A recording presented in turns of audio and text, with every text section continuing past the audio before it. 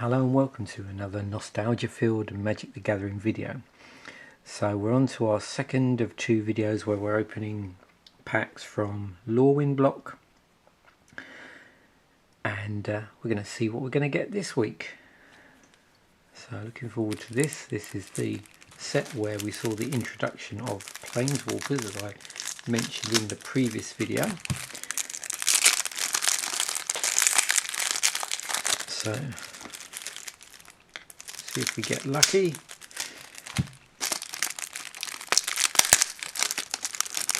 Well, this is proving tricky to open. There we go.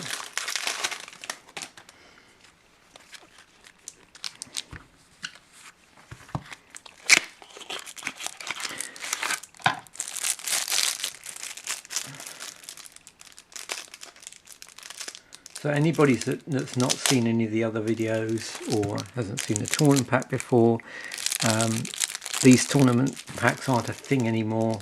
They used to produce them for the first set of a block. This particular set, if you remember, was a mini block. It had two sets in it, and then it was followed by another mini block. But yeah, the tournament packs have the equivalent of the equivalent of 3 boosters in them, and then a certain amount of land on top of that. So if you've got like a 75 card booster here, assuming 45 cards from that are going to be your the equivalent of a booster, then the remaining 30 cards are going to be land in here. So what I'll do for the benefit of anybody that didn't watch the first video, we'll just quickly skim through these basic lands so you can get a feel for the artwork. Obviously we're going to have the same artwork here that we had in the previous video. There's enough art land in here to get one of each of the different types of artwork. Notice this sort of very pastoral look to the artwork, both in the images and actually the way that it was sort of painted, or whether it's done with pencils, I'm not sure. But it has quite a, I wouldn't, faded's the wrong word, but I think you know what I mean.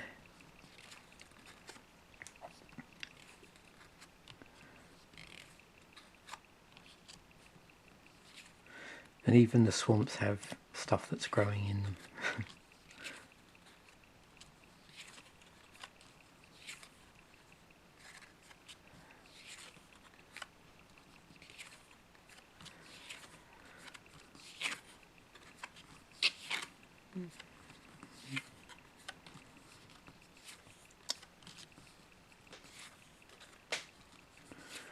Be a very nice addition to my land collection. So we've got a foil at the back here.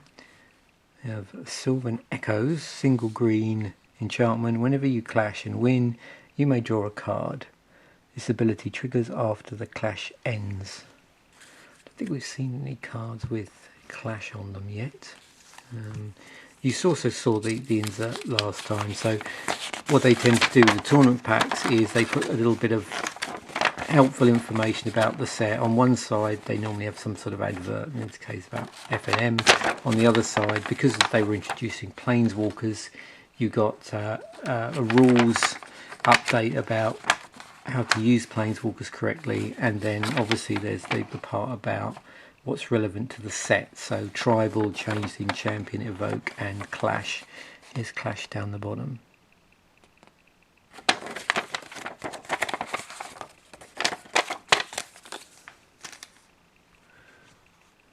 Okay, so we'll move on to our non-basic lands, non-basic cards here. So all our spells, and also don't forget there was some non-basic lands in the set cycle of those. So we've got Fertile Ground is our first common. Moon Glove Extract. Hillcomber Giant.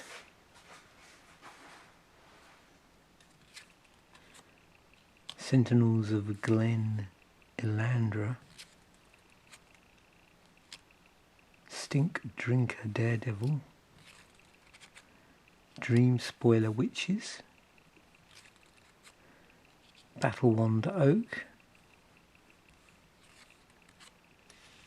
Oaken Brawler, just try to get that a bit more centered, Hurly Burly, Woodland Changeling, Kiskin Greatheart,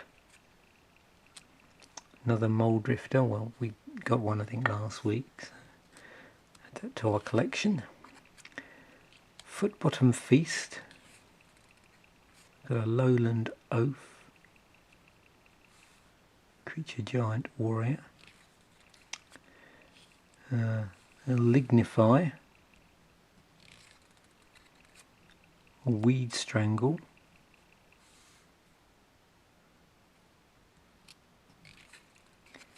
Kiskin Healer, a Lair Watch Giant, Spider Wig Boggart, that would look cool in fall, Boggart Forager, Ring Skipper, Hunt Down,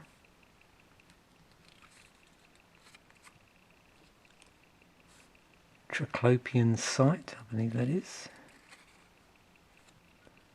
Nath's Buffoon, which has protection from elves, Firebelly Changeling.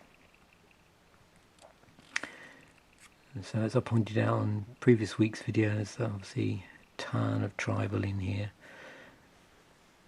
Certain tribes of creatures and a lot of cards that care about other creatures. Got Elvish Branch Bender, Amoeboid Changeling, Kinsbale Skirmisher, Scarred Vine Breeder, Lace with Moonglove,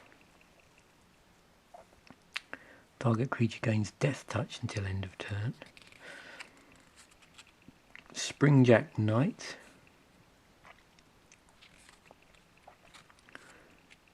Boggart Shenanigans, so we're moving on to our uncommons here, Ego Erasure, as I pointed out previously, we have also tribal non-creature cards like this one, which is a tribal instant, Shapeshifter. It's changing. This card is every creature type at all times.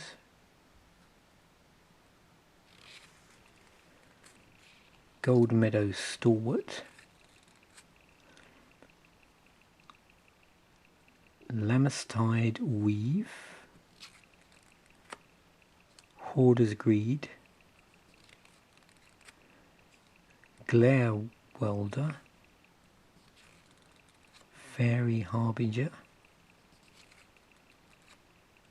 Harpoon Sniper, which is a Merfolk Archer. We have a Vivid Marsh, so that's part of the cycle of Vivids that are in the set. So for this one, comes into play tapped with 2 charge counters on it, and you tap it, add black to your mana pool, remove a charge counter from Vivid Marsh, add 1 mana of any colour to your mana pool.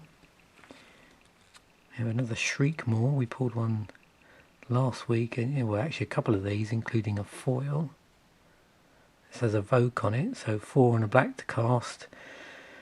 Comes into play as a creature with fear, and when it comes into play you destroy target non-artifact, non-black creature. It's a 3/2, but if you pay its evoke cost, when it comes into play it's sacrificed, but that still triggers the ability to destroy a target non-artifact, non-black creature. Thought Weft Trio is our first rare, so 2 and 2 white for a 5/5 creature Kiskin Soldier with first strike and vigilance, and we can champion a Kiskin, so when this comes into play, sacrifice it unless you remove another Kiskin you control from the game. When this leaves play, that card returns to play. Thought Trio can block any number of creatures. So there were a cycle of hideaway lands at rare. This is the red one. So this is Spine Rock Knoll. So with hideaway, this land comes into play tapped. When it does, look at up to 4 cards of your library. Remove 1 from the game face down, then put the rest in on the bottom of your library. Tap, add red to your mana pool, and red and tap when, you may play the removed card without paying its mana cost if an opponent was dealt 7 or more damage this turn. And we have a Scion of Una, which is 2 and a blue, 1/1, creature fairy soldier with flash and flying. Other fairy creatures you control get +1/+1. Other fairies you control have shroud. So we have a fairy lord here, and we have one of these sort of profile cards, stats cards, for a particular person that was a well-known Magic player at the time.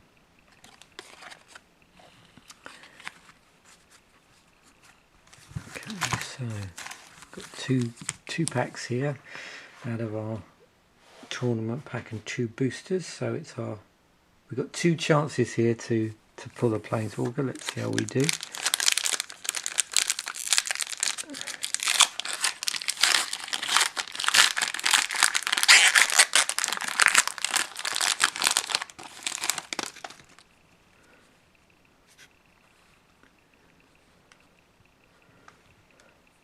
Footbottom Feast,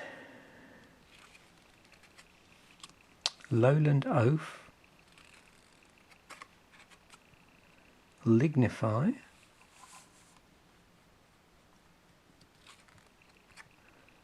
Weed Strangle,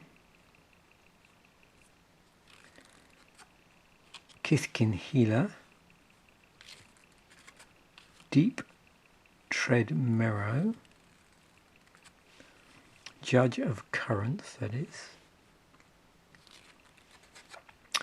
Ink Fathom Divers,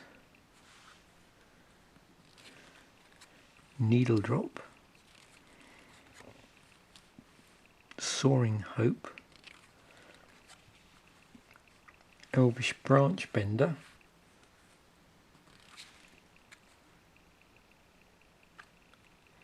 Elvish Promenade. So we're moving on to our commons.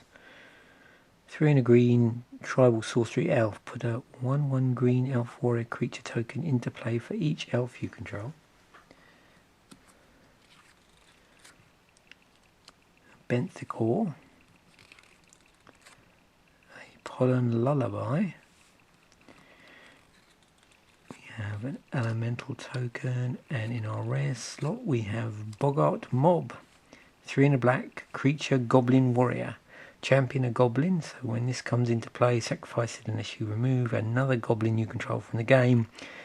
When this leaves play, that card returns to play. It's a 5/5, and whenever a goblin you control deals combat damage to a player, you may put a 1/1 black goblin rogue creature token into play.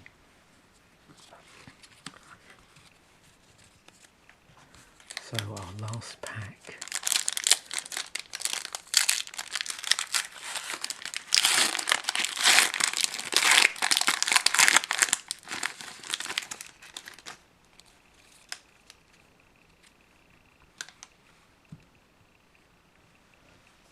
Okay, Oaken Brawler, Smoke Braider, Stony Brook Angler, Nameless Inversion,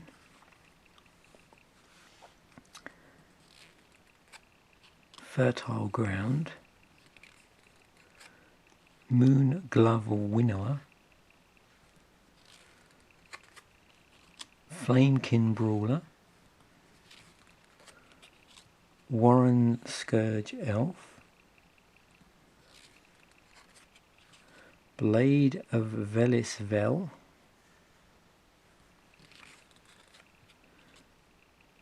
Sins here.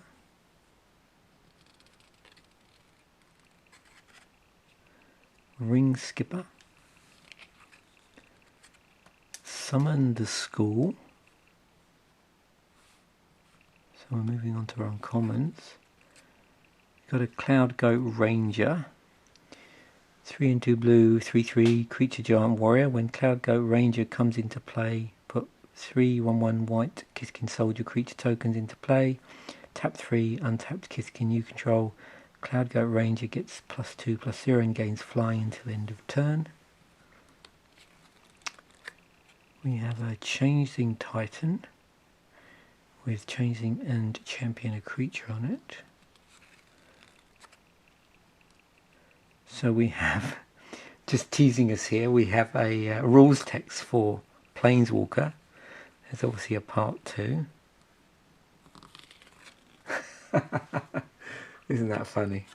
Okay. So, our last pack of, so we've opened what, over the course of 2 videos, two tournament packs and 4 boosters. We have Chandra Nalaar. So 3 and 2 red creature, Planeswalker Chandra. It's 6 loyalty. So the +1 is Chandra Nalaar deals 4 damage to target player. It's -X. Chandra Nalaar deals X damage to target creature. And the -8 ultimate, Chandra Nalaar deals 10 damage to target player and each creature he or she controls. So there we have it. We got our Planeswalker. I don't know if I mentioned in the original video, or the first video I did where I sort of just mentioned the Planeswalkers. You'll notice at this point mythics aren't a thing. So the Planeswalker is still a regular rare. So that's the first thing.